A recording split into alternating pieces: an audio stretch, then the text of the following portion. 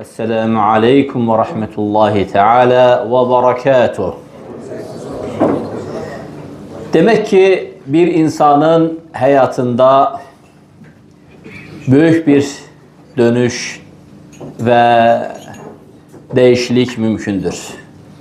Bu kahramanlardan da biri ismi İslam dünyasında diller ezberi olan Abid-i Zahid ve alimul hadis, hemçinin hadis alimidir, vel fakih vel muallimur rabbani Fudayl İbni İyad. Artık biz Abbasi hilafeti zamanına gelip yetiştik. Ve Abbasi hilafetinin halifeleri arasında aslah en hayırlısı olan Harun-ur Reşid'in zamanıdır. Bu dönemde neler baş verirdi? Basra'da bir genç var idi. Basra, Irak. Fudayl İbni İyad. Hayatının evveli yaxşı değildi. Allah Subhanahu ve Teala'nın yolundan çok uzağa düşmüştü. Özü kimi gençleri toplamış ve Irak yolundan Mekke'ye giden yolu garet ederdi. Oradan geçen həccilerin mallarını garet ederdi. Şüphesiz ki bu büyük bir cinayet, büyük bir suç ve günahtır. Ve bu onun 20 yaşı civarlarındaydı. Ve artık bir dəstəydiler. Ve Mekke'ye giden Irak həccileri, o yoldan geçenler birbirlerini həzər ederdi. Ve diyerler ki yola tez erken çıkın. İhzarul Fudayl alla yaqta'anna aleykumut tariq. Fuzeyl'den hazar sizin yolunuzu kesmesin.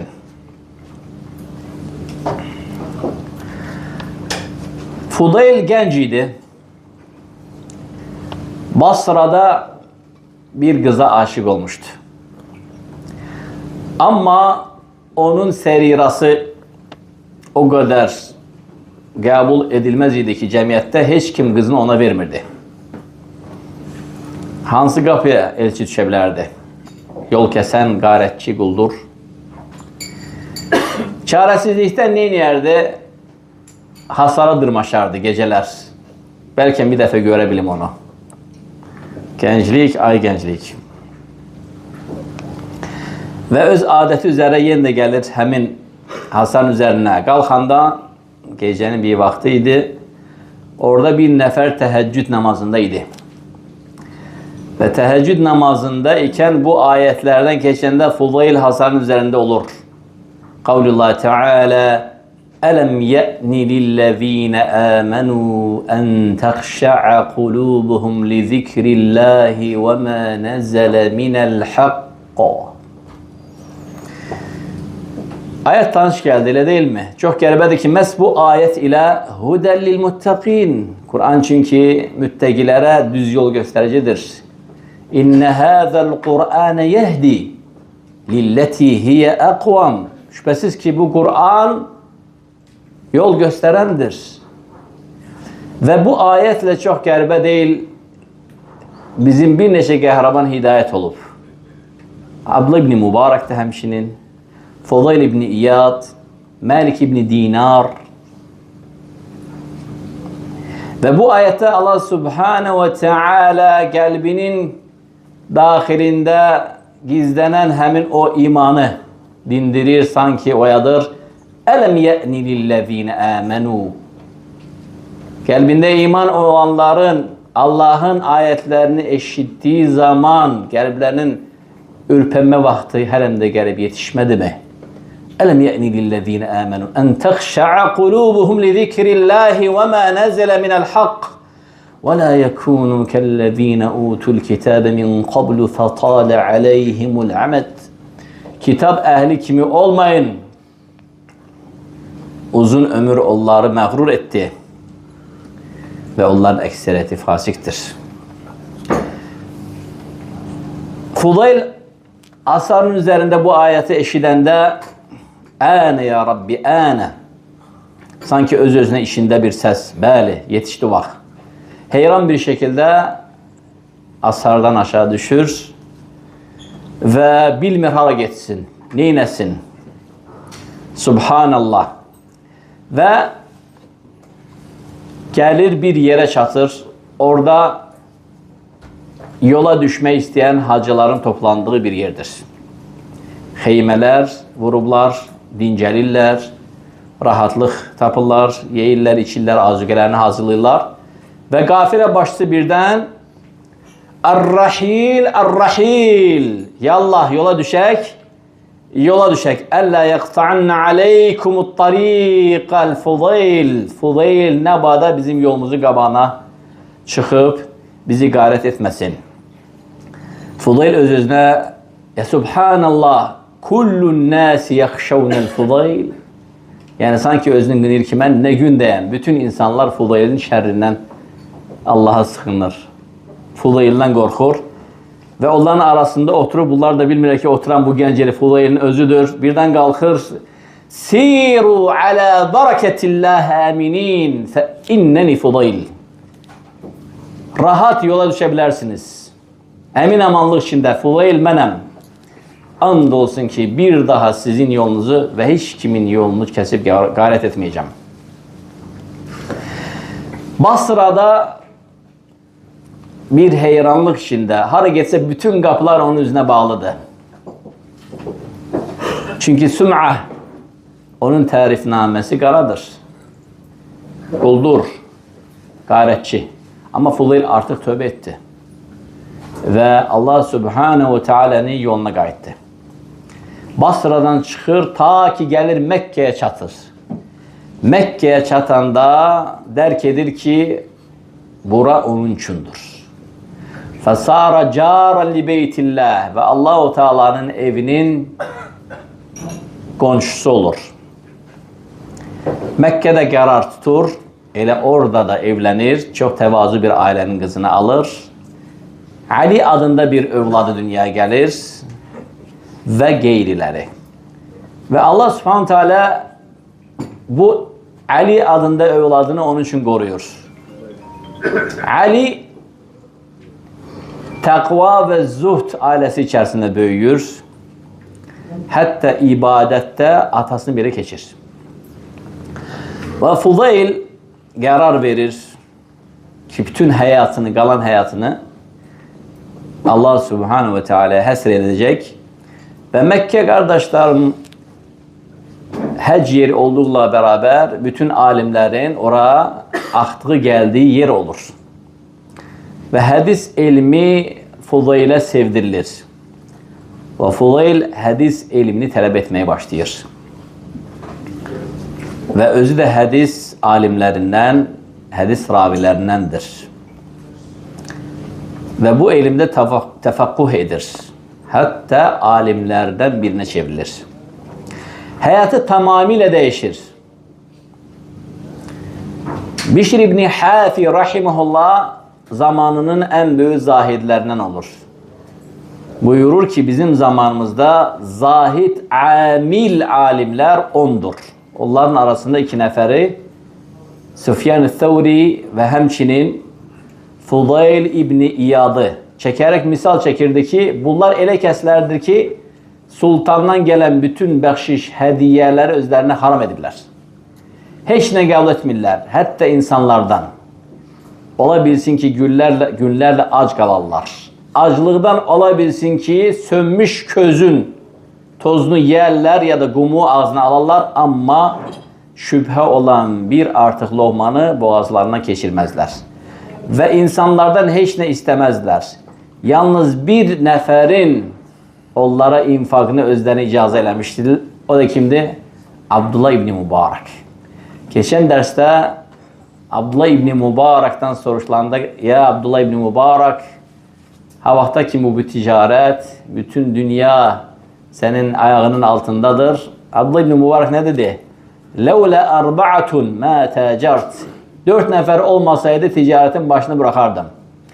4 nefer kim idi? Sufyanan ve Hammadan. zamanın en büyük iki Süfyan. El-Thawri ve Süfyan İbn Uyeyne ve Hammad İbni Es-Seleme ve Hammad İbni Zeyd. Hammad İbni Zeyd. Bugünkü dersimizde daha yeni bir sır açılır. Abdullah İbni Mübarek'in infak ettiği, koruduğu alimler 4 değil. Bunlar zamanın ru'usul ulema, alimlerin başı zirvesidir. Aslında Abdullah İbni Mübarek'in infak ettiği alimlerin sayını Allah'tan sonra Abdullah İbni Mübarek ve bir daha hiç kim bilmir. Onların sayı çokuydu. Sayı çokuydu. Onun malı ilim tələbələrine məşriqən və məğribən, şimalən və cənubən 4 qütbə gedirdi. Hatta sayı 100'den çokuydu. Ve Fudaylə de o aylık maaş ayırmıştı. Çünkü Fudayl hadis alimi, hadis müəllimidir. Hadis öğredir. Onun şagirdleri var.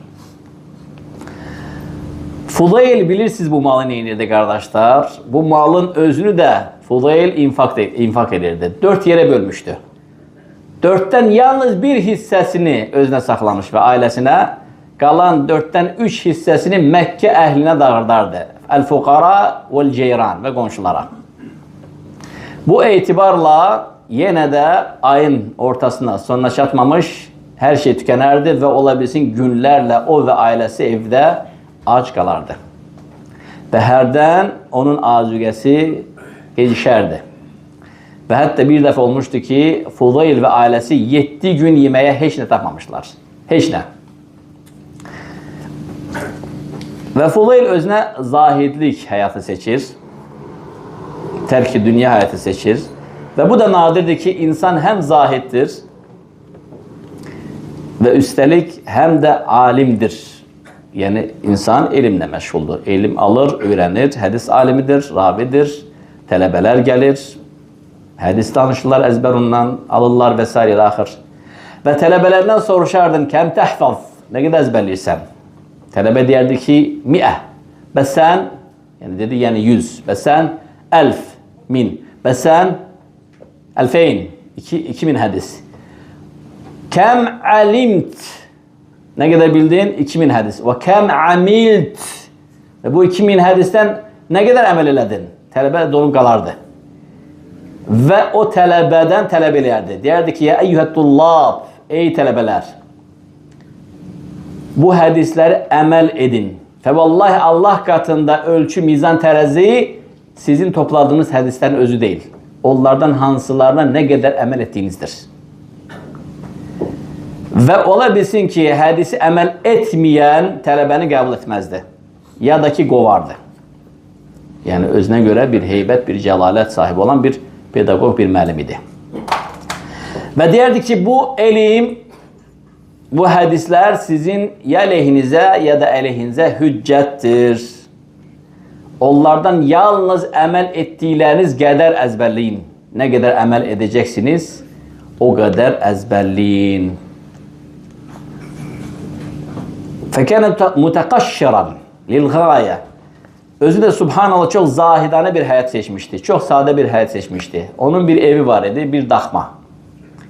Daxmanın içerisinde hayat yoldaşı ve küçük uşaqlar. Evin ikinci mertebesinde oraya bir nerdivan atmıştı. Mekke birisi istəyirdi. Özü de daima evin tavanında olardı. Tavanın üzerinde bir həsiri var idi. Ve tavanı 2 yere bölmüştü. Bir hissesi tam bağlıydı. İnsanlar onu görmezdi. Üstünü bağlamıştı. Orada onun kitapları ve namazgahı. Orada kitaplarını tekrarlayar, yazar, pozar, okuyar, öğrener ve ibadet ederdi. Ora ikinci mertebede gözle görülsemeyen bağlı bir kapalı yeriydi. Bir de açık yer. Ve bütün vaktini orada geçirerdi ve ibadetiyle meşgul olardı. Ve ibadet esnasında yorulanda hemen uzanıp dincelerdi. Ve sonra biraz yorgunluk alandan sonra tezden ibadeti kaydardı. Ve sonra tezden dincelerdi ve derdi, "Hâzehu akrab." Bu hakka daha yakındır. Yani bedenin de hakkını ver, sonra ondan hakkını tələb elə. Ve gününü gecesine, gecesini gündüzüne kataraktan ibadete vermişti. Bir defa çok ac kalırlar. Günlerle ac kalırlar. Oğlu Ali'ye deyir ki, Ali, atana müsaade bulunda bilərsən, yani kömək elə bilərsən. Ali zeki uşaqdır, abid uşaqdır, zahid uşaqdır. Ümumən bunlar çok zahid bir aile, çok salih bir aile. Ve uşaq yani hem ibadetin çoxluğundan, hem geceleri çok az yatmağından, hem de aclıktan uşaq çok arığıydı. Bir deri bir sümük. Hatta aclıq onun üzündə belə görsənirdi, üzündə, cizgilərində. Uşaq neynir? Düşür bazara, başına çok nəhəng bir səbət alır ve insanlardan o səbəti doldurup daşımağı, ücrə qarşısında daşımağı tələb edir. Ve ta ki Fudaylə şikayət edirlər, ya Fudayl, uşaq çox ağır şeyler daşıyır, qorxduq ki beli iki yerə bölünər. Fudayl tez özünü bazara çatdırır, görür ki uşaq o kadar yüklüyüb ki əşyaları. Yani atasına üngüləşsin diye, atasına kömək olsun diye. İnsanlar da bilirlər ki onlar insanlardan heç nə götürmür. Sədəqə, hədiyyə heç nə götürmür. Ve sanki rəhm elədilər, ona göre atasına şikayət elədilər. Atasını, övladını bu şəkildə görəndə ağlayır. Ve deyir ki, "Mə hədəlləzi aradtu ya Ali." Ali, məni bağışda, mən bunu qəsd etməmişdim. Yani qəsd etməmişdim ki, yani atana kömək eləməkdən ötürü özünü məhv eləyəsən. Yani o kadar ağır şeyler daşıyırdı. Bir sözde hambalıq edirdi ki, ta ki atasına biraz yüngül olsun, eve çörək gətirsin. Çünkü Abdullah ibn Mübarak'ın gönderdiğini 4 yere bölüp, 4'ten 1 hissesini özüne götürüp, kalan 3 hissesini qonşu, civar ve fukaraya paylayır. Abdullah ibn Mübarak'ın bundan hiç xəbər yoxdur. Ve herden təbii ki mesafe var axı. Merve ile Mekke arasında mesafe var. Herden de bunun aylık maaşı geçerdi. Ve ola bilsin ki günlerle aç kalardı.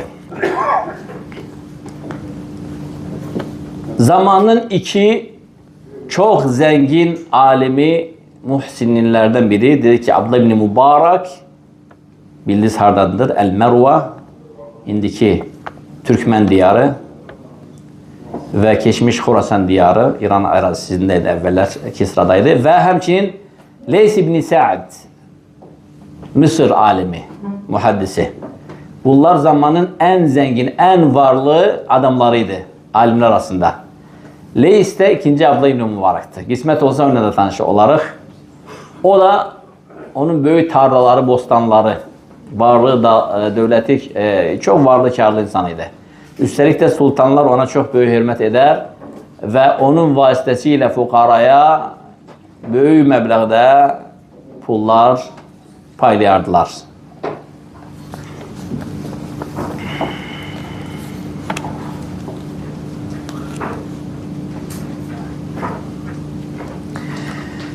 Ve belə olduğu halda Ali yani İbn Fudayl'in özü hakkında da muhtasar da olsa bir sira var. Subhanallah, kad afaq abahu fi taat vel ibadet vel qurbat. Yani subhanallah Ali evladı, yani onun hayatı saf olup, tam iman çöhresi içerisinde dünyaya gelip ve ibadetinde hatta atasını bile ötür. Bu evladı neyle, hansı bir xüsusiyyətlə fərqlənirdi? Fudayl ne çok olurdu ki insanlara namaz kıldırırdı. Beytillahil Haram, Mekke'de. Ve birden sesli namazların birinde yere düşen bir ses eşiderdi. Namazdan çıkanda derdi ki ne baş verip? Derdiler ya İmam Ali yende huşunu itirdi. Oğlu Ali bazı ayetleri dinleyende, yani tedebbürün gücünden vel haşye vel huşu neylerdi? Baylardı, özünden giderdi. Ve bir gün Fudayl ibn İyad rahimahullah yeniden imam durur namazda ve evladı da arkada namazda olur ve Fudayl okuyor Bismillahirrahmanirrahim Elhâkumut tekâthur. Mal, dövlət, sərvət, toplamaq, yığmaq, saymaq Sizin başınızı o kadar qattı ki, ta ki qəbirlərin ziyarətgahına, yəni qəbirlərə düşüb orada ahireti gözləyən ziyarətkarlara çevrildiniz. Elhâkumut tekâthur hatta zurtumul makabir.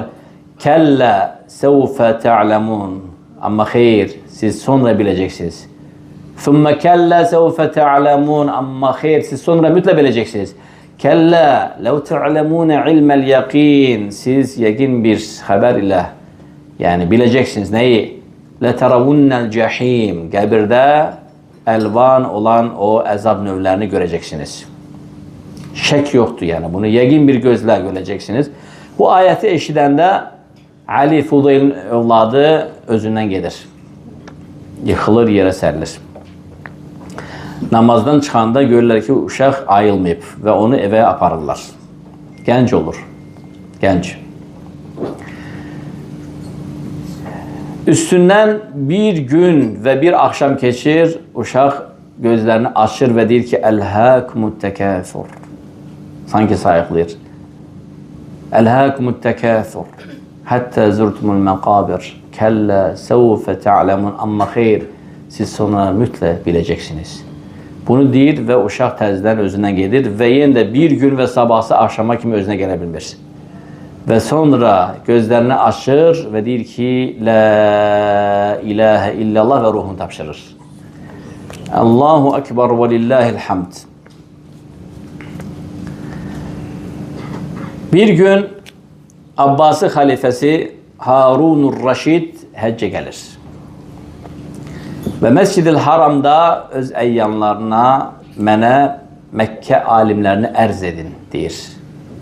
Onlarla tanış olmaq istəyirəm. Və fürsət olur, bir çox yerdən mühəddis alimlər həccə gəlir. Onların içərisində Abdurrazaq ibn Sən'ani olur həmçinin, Süfyan ibn Uyeyni olur və digər alimlər olur. Və alimləri bir-bir ona ərz edirlər. Bir alim gəlir, Harun onunla oturur, hivar edir, söhbət edir, danışır, ondan faydalanır, yararlanır. Sonra fetvaları alır və sonra həmin alimə həlləkə min həcə, həl indikəşə minə diyun, sənin hansı bir ehtiyacın var mı? Sənin bəlkə borcların ola deyə həmin alimə müraciət edir. Həmin alim Haruna, bəli ya əmir-i müminin, mənim Bəhman və filan kəslərə bu qədər borclarım yığılıb. Bilirsiniz ki, qardaşlar, şəriət məhkəməsində borclar vaxtında qaytarılmazsa, verilməzsə, borc sahibləri borc alan insanı zindana saldıra bilir. Və borc o dövrdə bizimki kimi deyil, yəni harda qırıldı, sındı, elə şey yoxdur. Borcun vaxtı gəldi, ödənməli. Ödənmədi, zindan xaraşo. Məziyyət belədir yəni. Buna görə heç kimi ata da bilməzdi, heç kimi aldada da bilməzdi. Nur da vardı, bərəkət də vardı, ədalət də vardı, mallar da qorunurdu. Buna görə alim belə nədir? Xəlifə ondan soruşanda ki, yəni həlləki minə düyun, sənin bəlkə borcların var, həlləki minə həcə deyərdi ki, misal mənim 60.000 dirhəm borcum yığılıb. Xəlifə deyərdi ki, onun borclarını bağlayın və o gedəndən sonra deyir ki, Mə hədəllədi arat. Mən bunu istəmirdim. Başqa bir alim var. Deyərdilər, bəli, ya müminin, başqa bir alim də var, gətirin. Gətirərdilər. Harun, yəni Raşid, rahiməhullah, Abbasi xilafətində ən rəşid, belə deyək, adı kimi ən rəşid xəlifələrdən biri olub. Mövzə sevən, təqvalı, yəni elhamdülillah. Və deyirdi, izni, mənə mövzə ver. Həmin alim də ona fayda verər və s. ilə axır, Harun Raşid təsirlənər, elimdən alar, fetvalarını soruşar və sonra həlləki min həcə, bəlkə sənin hər hansı bir ehtiyacın olar. Hələ aleyki şey minə diyun, bəlkə sənin borcların olar. Həmin alim də bəli, mənim də bəhman kəslərə bu qədər borcum yığıldı, yəni borc məbləğini söyləyər və nəticədə gedəndən sonra borcları bağlanar. Harun, Mə hədəllədi arat, mən bunu istəmirdim. Yəni, belə bir şey istəmirdim. Başqa bir alim var. Alimləri onu ərz eləyəndən sonra bir nəfər qalır. Deyirlər ki, Məkkədə bir alim var, Fudayl ibn İyad. Harun, həmən onun yanına gedin, onu bura gətirin. Əl-Hacib, elçi, həm də eyni zaman əskərdir. Gəlir Harunun yanına, deməli, Harun daxması Məkkədə, təsəvvürləyin, nərdivan, Harun ikinci mərtəbədə, öz xuşunda, necə deyirlər, belə bir bağlı yerində, ailəsi içərdə. Geldik Esselamu aleyke ya Fudayl. Daha doğrusu Fudayl, özür dilerim. Fudayl dedi ki aleykümselam rahmetullahi ve berekatuh. Diyor ki müminlerin emri seni talep edir. Ya Fudayl inne emirel mu'minin yuriduk. Kale e'udhu billah. Ne deyir? Aynı yaxşı, Allah, süper. Vəziyyət yaxşıdır, zəldir. Qale e'udhu billah. El-hacib ittaqillah. Ya Fudayl fe inne aleyke bey'atu emiril mu'minin. Ey Fudayl, Allah'tan kork. Müminlerin emrinin senin üzerinde bey'ati var. Getmelisən. Qale vallahi la ezheb. Vallahi getmeyeceğim. Mali ve Harun. Harun'un mənə ne iş olabilir? Mali ve emiril mu'minin. Müminlerin emriyle benim ne işim olabilir? Qale ittaqillah. Ya Fudayl. فَاِنَّ عَلَى ذِمَّتِكَ بَيْعَةُ اَمِيرَ الْمُؤْمِنِينَ. Ey Fudayl, Allah'tan kork. Senin boynunda müminlerin emrine bey'at var. Dir, vallahi gitmeyeceğim. Sanki demek istedir ki, eğer onun mənə ihtiyacı varsa, bir müəllim kimi, kapı bura, elim bura kapısıdır. Gelsin, hatta padişah olsa. Sanki onu demek istedir. Vallahi gitmeyeceğim.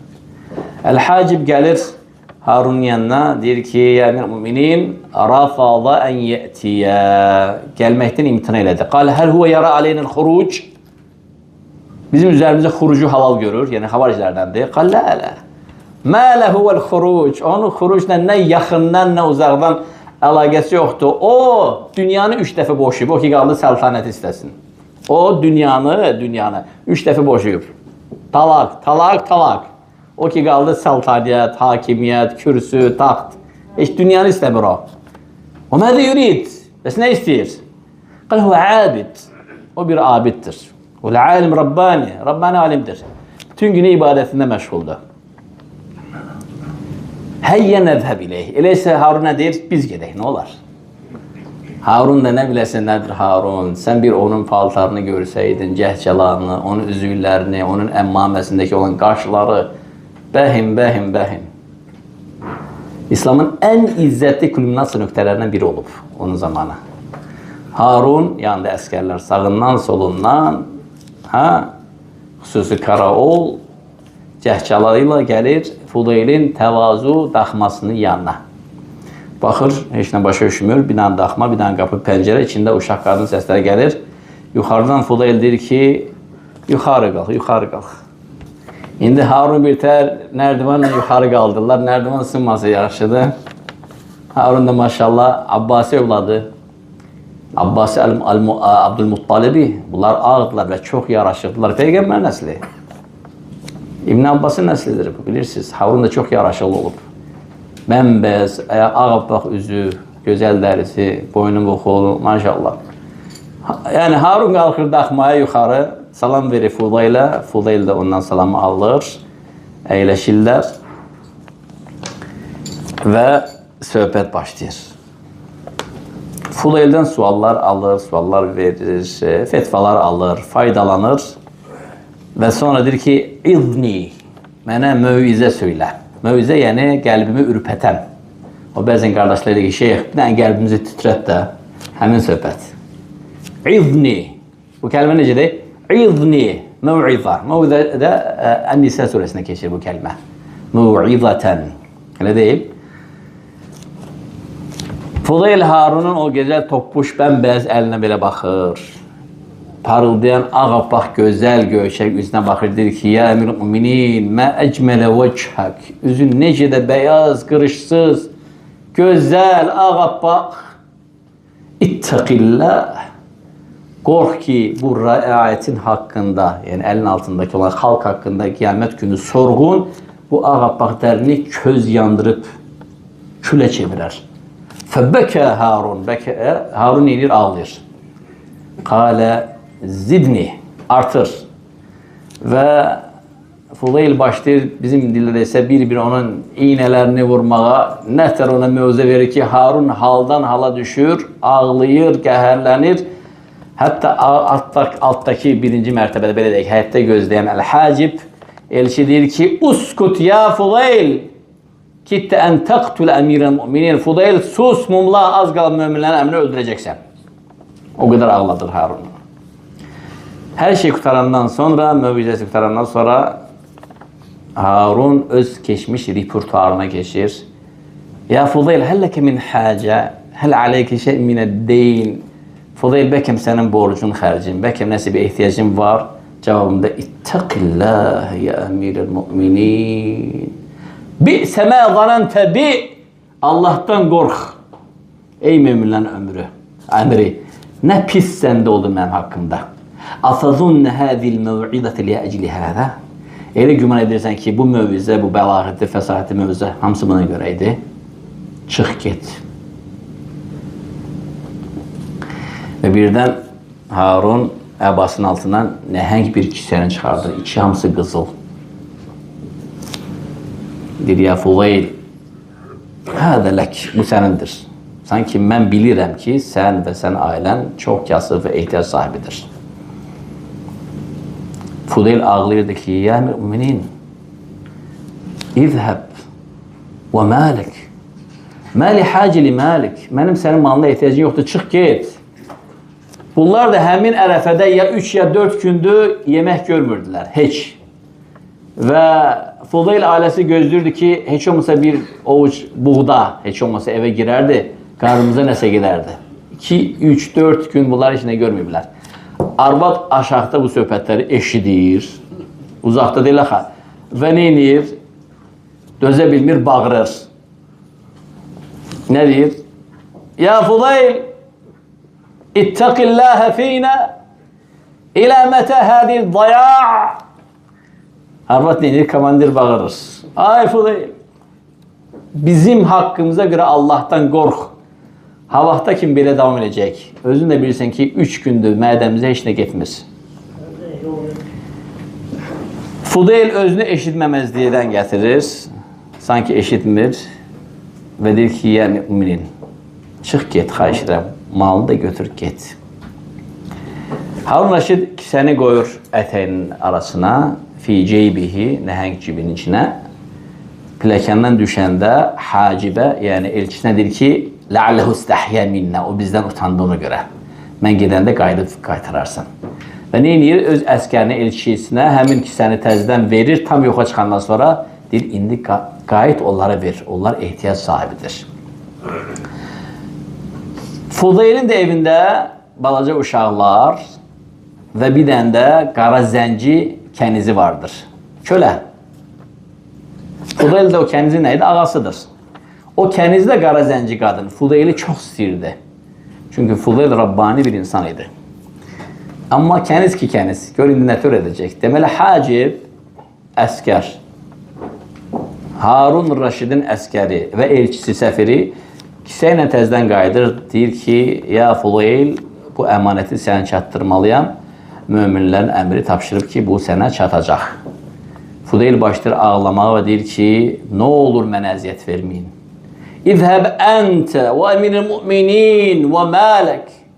Məli hacə fi məlikum. Çıxın, gedin, sən də, möminlərin əmri də, malımı da götür. Mənim bu mala ehtiyacım yoxdur. Arvadın səsi biraz da orada yüksəlir. Ya Fudayl, ilə mətə hədə daya'. Ha vaxta kimi bu bizi belə məhv edəcəksən, o da bir tər dözür, dişini dişinə sıxır və daha möhkəm qəhərlənir, ağlayır və deyir ki, çıx, get. Bu halı görən zənci o qara kəniz qapını açır və möminlərin əmrində söyür. Kəniz ki kəniz. Kənizdir də. Savadsız adam kəniz. Və səfiri də söyür və deyir ki, İzhəb əntə və əmirikə və məlik. Get, sən də rədd ol. Sənin malında, sənin əmrində mənim şeyximi, mənim ağamı ağlatdınız. Rədd olun, silməsi bir əl qatmamış. Neysə, hacı görür ki, o bu balaca zənci ilə 100% bacaran deyil. Kisəni də götürür, gedir oradan, Allahu Akbar, aralanır. Arvad səsini başına qaldırır. Xəcəy qadına, o şeyinə donadı, qəməndir. Qayd edir ki, ya Fudayl, bu da Fudayl dözə bilmir. Düşür aşağı, qapını açır. Deyir ki, həyat yoldaşına, uskuti, mumla. İnne meseli beyni ve beynekum kemeseli ehlun kâne lehum bakara. Benimle sizin aranızdaki mesel, bir ailenin bir ineği var idi. İnek hele ki genç idi. Geçen südünden sağırdınız. Südünden, yağından, peydindən, qaymağından her şey düzeldir. Sabah ki inek artık hiç neye yaramadı. Yaşa doldu, südü yoktu. İstediz ineği kesesiniz. Vallahi bu ineği kesebilmeyeceksiniz. Siz Fudaylı kesebilmeyeceksiniz. Mutu cu'an. Acından ölün. Kapında çırpır. Ve arvadın sesi kesilir. Subhanallah, çok gerbe bir zahidlik. Yani gayri adi bir zahidlik Fudaylı yani. Ve bu halda devam edilir. Ve sonra evladı Ali'ni itirenden sonra kad ammere kethiran ve Fudayl uzun ömürlü olur. 80'den çok yaşayır. Bir defa özü kimi zahid İmam Es-Sevri, geçtik onun hayatını. Onunla görüşür. Bakın Sevri de bunun kimi zahidi. Yazıda gelir, çok kasıbıydı ve herden evinin tavanının bir hissesini satardı. Onu pula çevirerdi. Ta Abdullah ibn Mübarek'in maaşı yetişene kimi. Yazıda gelir. Ve sonra Abdullah ibn Mübarek'in maaşı yetişenden sonra ne inerdi? Tezden o yeri alardı, tezden evin tabanını üzerlerdi. Ama insanlardan hiç ne istemezdi. Bir defa iki zahid, Süfyan-ı Thevri ve Fudayl ibn İyad işa namazından çıkırlar. Dikkatle bakın, ikisi de zahid, yani kasıb zahidlerdi bunlar. Bunlar iki zahidlerdi. Hatta onlar hakkında Bişr ibn Hafi ne deyir? Zamanın en büyük zahidlerinden biri. Zahidler ondur. Onlardan ikisini tanıdan esasen yakından Süfyan, Es-Sevri ve Fudayl ibn İyad. Bunlar elediler ki günlerle aç kalarlar ama insanlardan hiç ne istemezler. Hatta olabilsin ki acından gumu yerler ya da ki közün özünü yerler sönenden sonra, ama boğazlarına şüphe geçirmezler ve insanlardan hiç ne istemezler. Bunlar işe namazından çıkırlar. İki nefer imam. El-Muhaddis, El-Zahid. Süfyan el-Thevri ve Fudayl. İşe namazından sonra çıkırlar ve otururlar. Ve bu da onların bir ibadeti. Kardeş de bu ibadeti ihya elek. Yaddan çıkmış, ölmüş emellerden ve en efsel ibadetlerdendir. Et-tefekkur. Tefekkür elemek. Bi ni'amillah. Allah'ın sana məxsus verdiği nimetleri düşünmek. Hansı birimiz bu ibadeti ihya eləmişik? Bakın, iki dənə ac, kasıb, yoksul, hiç ne olmayan zahid alim işe namazından sonra çıktılar, oturdular ve dediler ki gel Allah'ın ikisimize verdiği nimet ve faziletleri sayak. Ve başladılar Allah'ın bunlara verdiği nimetleri saymaya. Ta ki sübh ezanı verildi. Bunlar hem de sayırlar. Ne kadar nimet sayırlar. Ne kadar Allah subhanahu teala onlara öz lütfünden, faziletinden, nimetinden verip İşe namazından o sonra oturdular, ta sübh ezana kimi ancak nimetler sayırlar. Demek ki Allah subhanahu teala nimetleri hadsiz çoktur, biz görmürük.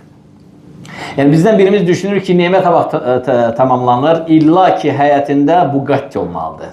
Başka türlü nimet tamamlanmır lan.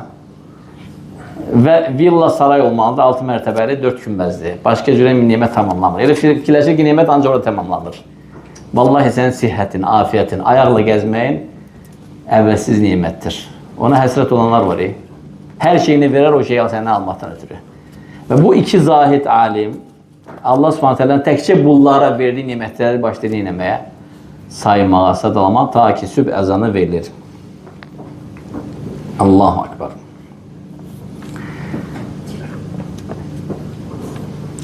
Ve Süfyan'a şikayet edir. Deyir, ömrüm çok uzandı ya Süfyan. Allah üçün çox darıxıram, ona qovuşmaq istəyirəm. Allah'tan gece gündüz ona qovuşmağımı bir şərtlə istəyirəm. Alət ta'a, ibadetin üzərində. Allah məni ibadeti üzərində tez götürsün. Ömrüm çox uzandı. Süfyan dözə bilmirəm. Çünki ömrü çox ağır idi. Hədsiz ağır idi. Bizim Fudayl namaz qılan yerdə səcdədə ruhunu tapşırır. Fudayl ibn İyad namaz qılan yerdə səcdədə ruhunu tapşırır. O da həmçinin belə olmuşdu. Yazıda gəlir. Mən aşə alə şeyin mətə aleyh. Kim nəyin üzərində yaşayarsa onun da üzərində ölər. Vəl-ə'məl bilu xavatim. Və Səhih Buxarıdakı hədisi xatırladıram. Əməllər xatiməyə görədir. Və sən bir insanın keçmişinə baxma. Qarətçi, quldur və s. Sən onun xatiməsinə bax. İnnəməl ə'məl bil xavatim. Əməllər xatiməyə görədir. Ona görə İmam Əz-Zəhbi rahimehullah eşidəndə ki, onun zamanında Fudaylin keçmişini pisləyirdilər. Bu qarətçi quldur deyərdi. Yaddan çıxartma ki, sahabələrin çoxsu müşrik olub. Və şirku ə'zamu minəl qati'a. Şirk isə yol qarətçisindən daha betərdir. Elə deyil. Şirk ən böyük zülümdür. Amma subhanallah, Allah subhanallah onları şirkdən tövhidə çıxartdı. Zülmətdən nura çıxartdı. Nəticədə onlar cənnətin ən ülvi dərəcələrinin sakinləri oldu. Nə tez yaddan çıxartdınız? Ömər, İbn-i Xattab və əmthəluhu kəthir və onun misalında olan böyük sahabələr nə çoxdur. Düzdürmü? Deməli, keçmişə baxılmaz. Əsas nəticə əl-xatimə.